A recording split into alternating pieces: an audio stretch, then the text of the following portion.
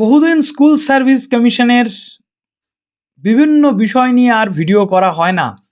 তাই তোমাদের মধ্যে থেকে অনেকে আছো যারা বা আপনারা আছেন যারা আমাকে প্রতিনিয়ত বলছেন যে আপনি গভর্নমেন্ট প্রজেক্টে ঢুকে গেলেন, আমাদের কথা কে ভাববে, আমাদের নিয়ে কথা কে বলবে। 10 নম্বর এক্সপিরিয়েন্সের জন্য ফ্রেশাররা বাদ চলে গেছে, তাই নিয়ে মামলাও চলছে। তার মধ্যে আবার ওবিসি ইস্যু চলে এসেছে এবং এর ফলে নিয়োগ প্রক্রিয়ার ভবিষ্যৎ কী? নিয়োগ প্রক্রিয়া এখনও ঝুলে আছে।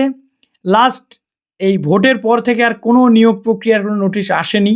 ক্লাস 9-10-এর যে স্তর রয়েছে সেখানেও ক্যান্ডিডেটরা ওয়েট করে আছেন, 11-12-এর ক্যান্ডিডেটরা ওয়েট করে আছেন। তাহলে আলটিমেটলি ফিনিশিং টাচটা কবে দিতে চলেছে স্কুল সার্ভিস কমিশন, কী তথ্য রয়েছে আপনাদের সাথে শেয়ার করবো এবং তার সাথে গভর্নমেন্টের অ্যানাউন্সমেন্ট অনুযায়ী নতুন এসএলএসটি কবে হবে এটা নিয়েও একটা স্বচ্ছ ধারণা দেওয়ার চেষ্টা করব। যারা নতুন আছেন অবশ্যই চ্যানেলটিকে সাবস্ক্রাইব করে পাশে থাকা বেল আইকনটি ক্লিক করে দেবেন যাতে সব তথ্যগুলো টাইম টু টাইম এখান থেকে পেয়ে যান।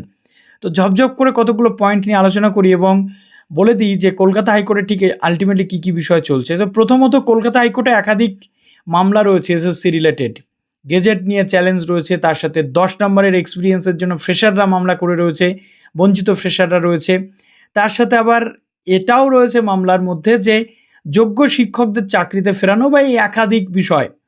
তো এই প্রত্যেকটা জিনিস নিয়ে মামলা উঠেছিল স্কুল সার্ভিস কমিশনের কলকাতা হাইকোর্টে।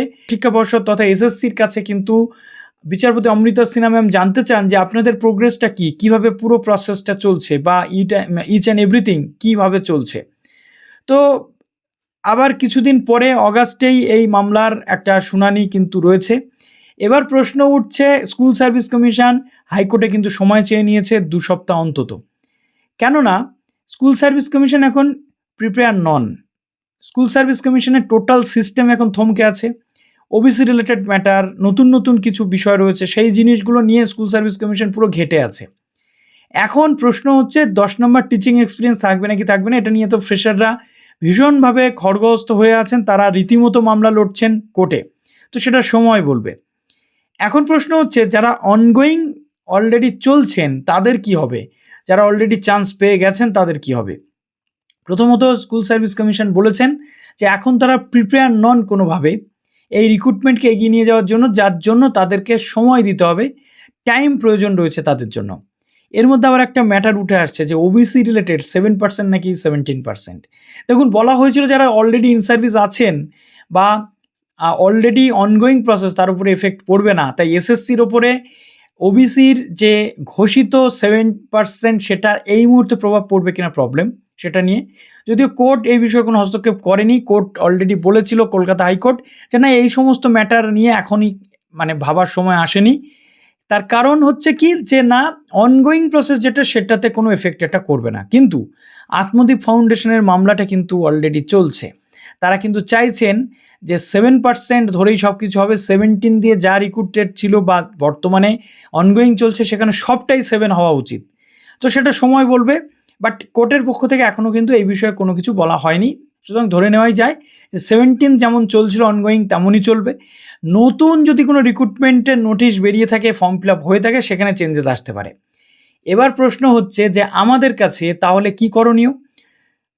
30শে অগাস্ট থেকে অগাস্টের লাস্ট উইকের মধ্যেই কিন্তু রিক্রুটমেন্ট কমপ্লিট করবে এমনটা সুপ্রিম কোর্টে জানিয়েছিল স্কুল সার্ভিস কমিশন।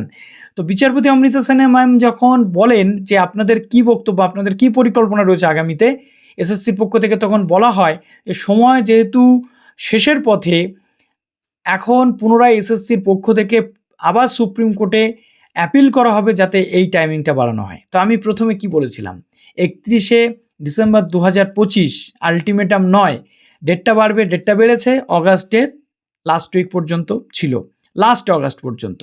এখন আবার এসএসসি পুনরায় সুপ্রিম কোর্টে অ্যাপিল করতে চলেছে যে না, আবার আমাদেরকে সময় দেওয়া হোক, আমরা আমাদের কমপ্লিট করতে পারছি না প্রসিডিংস। তার কারণ অনেকগুলো জটিল পরিস্থিতি তৈরি হয়েছে, তার সাথে এতগুলো মামলাও চলছে। তো পরবর্তী ক্ষেত্রে এই মামলাগুলোর নিষ্পত্তি কি হচ্ছে না হচ্ছে সেটা দেখা যাবে, বাট মামলা নিষ্পত্তি না করে রিক্রুটমেন্ট কমপ্লিট করানোর জায়গাতে মনে হয় না এসএসসি যেতে চলেছে। এটা গেল একটা বিষয়। এবার বলি যে যারা ওয়েট করছেন কবে আপনাদের নেক্সট কাউন্সেলিংয়ের নোটিফিকেশান দেবে, তাদের বলি একটু অপেক্ষা আপনাদের করতে হবে। আর নতুন সরকার আসার সাথে সাথে বলেছিল বা আগেও বলেছিল প্রত্যেক বছর স্কুল সার্ভিস কমিশনের পরীক্ষা হবে বা কিছু, এবং এসএলএসটির ভ্যাকেন্সি কত আছে সেটা ঘোষণাও করা হয়ে গেছে অলমোস্ট। তাহলে কবে নতুন পরীক্ষা হতে চলেছে?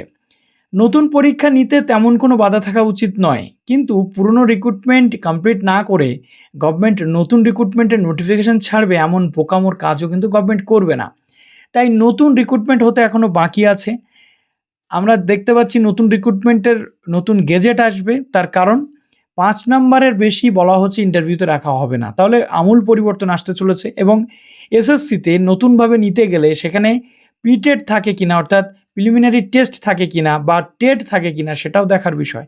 তাই এখন আমাদের প্রস্তুতি নিতে হবে, আর যত দ্রুত সম্ভব এই প্রসিডিংসগুলো এগোয় ততটাই মঙ্গল। তার কারণ মানুষ সরকার পরিবর্তন করেছে চাকরি পাওয়ার আশায়। এখন দেখা যাক নতুন সরকার চাকরি দিতে পারছে কি পাচ্ছে না। এবং বলা হচ্ছে ইউপিএসসি স্টাইলে পরীক্ষা হবে, ইউপিএসসি স্টাইলে পরীক্ষা হবে, কোনো রেকমেন্ডেশন থাকবে না, এই সব বিষয়গুলো। তো চলো ভিডিওটা এখানে শেষ করলাম। ভালো থেকো সবাই, বেস্ট অফ লাক।